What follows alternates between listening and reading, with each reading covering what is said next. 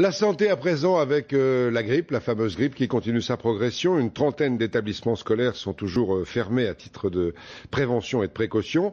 En tout cas, il a fallu mettre en place dans ces établissements un enseignement à distance. Comment s'est-on organisé par exemple au Bouscat en Gironde? Réponse de Christophe Deveau et Sébastien Ondelatte.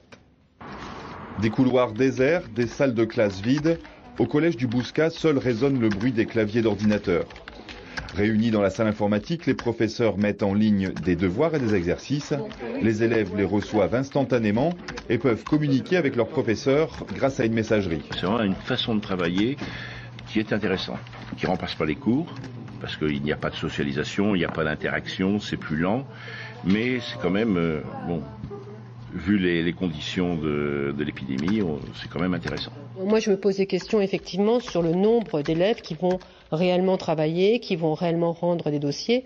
La connexion se fait, ça c'est certain. Mais après, il faut un suivi à la maison. C'est bien le rôle du professeur.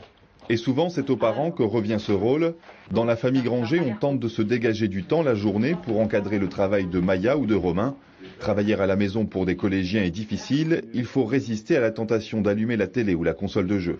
Ils ont vite fait d'aller faire autre chose que d'accéder à ces leçons-là. Donc effectivement, il faut être vigilant et les encadrer pour accéder à leurs leçons.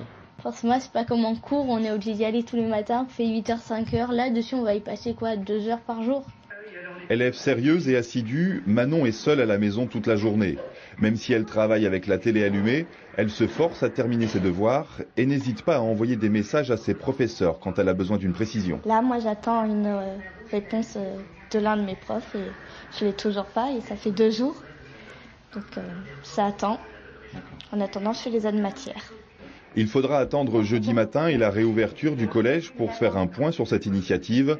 On ne sait pas encore pour l'instant ce qu'il adviendrait d'un élève qui n'aurait pas travaillé pendant cette semaine de cours virtuels.